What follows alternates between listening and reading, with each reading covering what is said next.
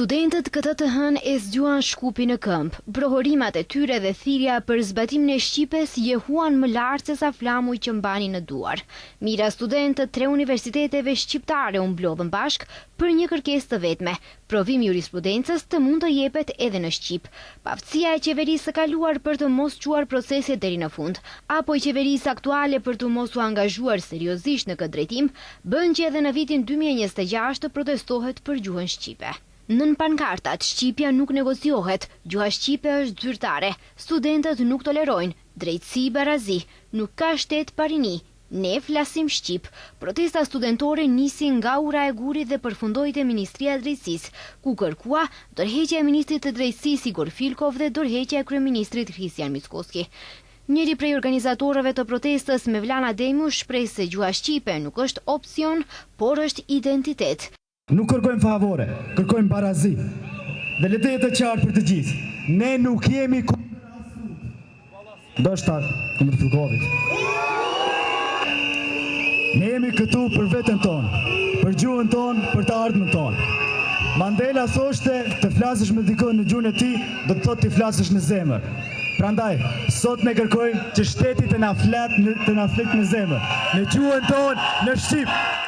Ndërkaq studentët e universiteteve Nën Teresa, Universitetit të Tetovës dhe të Europës Juglindore u shprehen se kjo protestë nuk është kundër askujt, por një thirrje për drejtësi, barazi dhe respekt ndaj procesit akademik dhe profesional. Kërkesa jonë është e thjeshtë. Respektoni kushtetutën dhe ligjin. As më shumë, as më pak. Kolegët tonë kanë të drejtë ta japin provimin e jurisprudencës në gjuhën shqipe. Pikë. Çdo zvarritje është përpjekje për të na mohuar në të drejtë që është na mohuar prej shumë vitesh. Gjuha shqipe është zyrtare, nuk negociohet. Nuk është kërkesë emocionale, por një çështje parimore.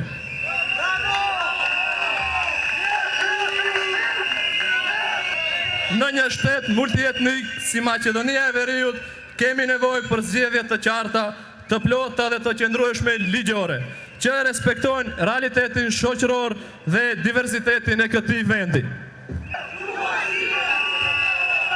Prandaj, ky është një moment reflektimi për të gjithë faktorët institucional dhe politik. Ligjet nuk prodhojnë obligime vetëm për qytetarët, por edhe për institucionet shtetërore. Dhe ky ligj flet qartë. Nuk kërkon as ndryshime, as harmonizime, e as iniciativa të reja. Kërkon vetëm vullnet për ta zbatuar ashtu siç është. Kërkesa jonë është e thjeshtë. Zbatojeni ligjin, asgjë më shumë, asgjë më pak. Protesta e studentëve u përkrah edhe nga shumë profesorë të tyre nga të 3 universitetet. Organizatorët paralajmërojnë se nëse nuk plotësohet kërkesa e tyre, do të vijojnë edhe me protesta të tjera.